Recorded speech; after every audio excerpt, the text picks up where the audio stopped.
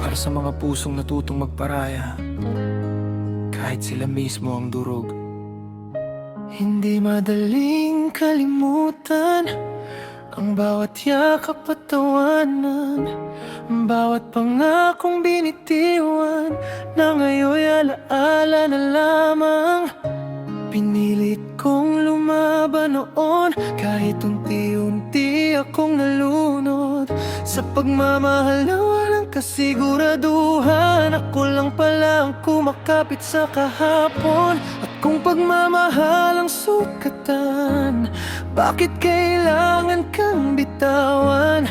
Puso ko'y sumisigaw, pero isip ko'y napapagod na rin lumaban.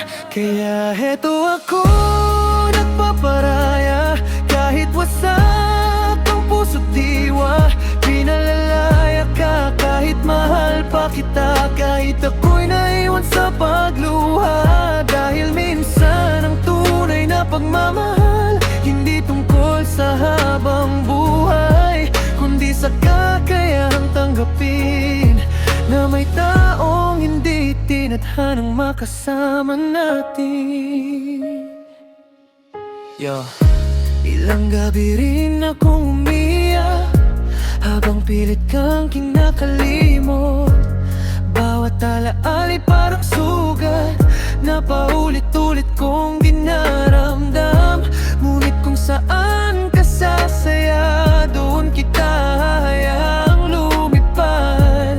Kahit akong mawala, basta makita lang kitang masaya.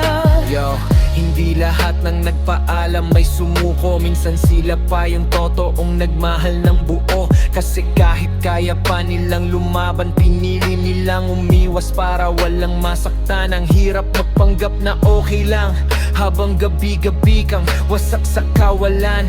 Pero ganun yata ang pag-ibig, minsan kailangan mong masaktan para matutong magparaya lang. At palang araw, kapag pagod ka na sa mundo, sana maalala mo may isang taong minahal ka ng totoo, kahit hindi siya ang pinili mo. Kaya heto ako, nagpaparaya, kahit ako'y unti-unting nawawala. Dadalhin ko ang sakit hanggang pagtanda, dahil ikaw pa rin ang pinakamaganda na alaala. At kung sakaling tayo'y muling pagtatagpuin sa tamang panahon at damdamin, hindi na kita bibitawan. Pero sa ngayon, pipiliin muna kitang palayain. Masakit magmahal, pero mas masakit ang magparaya. Kapag mahal mo pa, pero kailangan mo nang pumitaw.